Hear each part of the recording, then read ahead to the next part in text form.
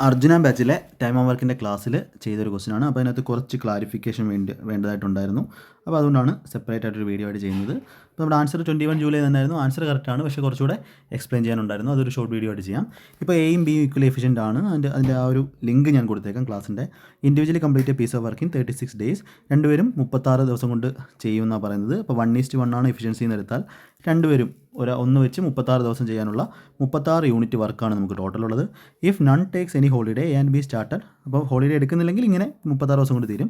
A and B started working together on this piece of work but A took a day off after every 5 days of work. അതായത് A എന്ത് ചെയ്യും, ഓരോ 5 ദിവസം work ചെയ്ത് കഴിഞ്ഞിട്ട് day off എടുക്കും. അതുപോലെ ബി എന്ത് ചെയ്യും, day of after every 7 days, ഓരോ 7 ദിവസം വർക്ക് ചെയ്തിട്ട് ബി എന്ത് ചെയ്യും, ഒരു ദിവസത്തേക്ക് എന്ത് ചെയ്യും, ഒരു ഡേ ഓഫ് എടുക്കും. If the duos are started work on 1 July which days was the work complete. അപ്പോൾ ഇങ്ങനെ ഒരു ക്വസ്റ്റ്യൻ വരുവാണെങ്കിലേ നിങ്ങൾ ആലോചിച്ച് നോക്ക്, രണ്ടുപേരോട് വർക്ക് ചെയ്യുവാണെങ്കിൽ 1 വെച്ച് അങ്ങനെ 5 ദിവസം വർക്ക് ചെയ്യുന്നു വെച്ചോ. അപ്പോൾ 5 ജൂലൈ വരെ, കാര്യം 5 ദിവസം വരെ എ എന്ത് ചെയ്യത്തുള്ളൂ, കണ്ടിന്യൂസ് ആയിട്ട് ചെയ്തുള്ളൂ. അപ്പോൾ 5 ജൂലൈ വരെ എത്ര വർക്ക് കംപ്ലീറ്റ് ആയി, ഇവർ 2 വെച്ച് 5 ദിവസം, 2 × 5 10 കംപ്ലീറ്റ് ആയി, നമുക്ക് പ്രശ്നം തീർന്നു. ഇനി 6 ജൂലൈയിൽ ഞാനിങ്ങനെ എഴുതുകയാണ്, 6 ജൂലൈയിൽ ആരായിരിക്കും വർക്ക് ചെയ്യുന്നത്, എ വർക്ക് ചെയ്യത്തില്ല.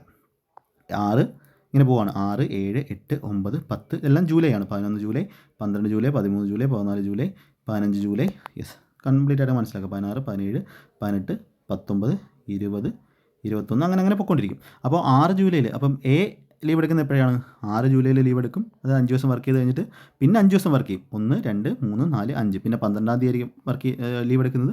പിന്നെ 5 ദിവസം വർക്ക് ചെയ്യും. 1, 2, 3, 4, 5 ദിവസം വർക്ക് ചെയ്ത് 18-ാം തീയതി ആയിരിക്കും ലീവ് എടുക്കുന്നത്. എന്നാൽ നമ്മുടെ ബി എന്താ ചെയ്യുന്നത്, ബി 7 ദിവസം വർക്ക് ചെയ്തിട്ട് 8-ാം ദിവസം എന്ത് ചെയ്യും, ബി ലീവ് എടുക്കും.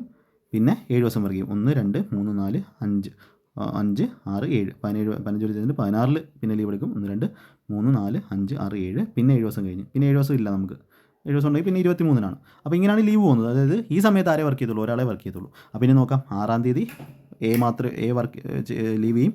അപ്പോൾ 11 ഇവിടെ ബാക്കി എല്ലാ സമയത്തും വട്ടമിടാത്ത സമയത്തല്ല രണ്ടുപേരും വർക്ക് ചെയ്യും. അപ്പോൾ 13, ഇവിടെ 14 ആവും, ഇവിടെ 16, ഇവിടെ 18, മനസ്സിലാൻ വേണ്ടി ഇത്ര എഴുതുന്നത്, 20, ഇവിടെ 21, ഇവിടെ 23, ഇവിടെ 25, ഇവിടെ 27, ഇവിടെ 28, ഇവിടെ 30, ഇവിടെ 31, ഇവിടെ 33.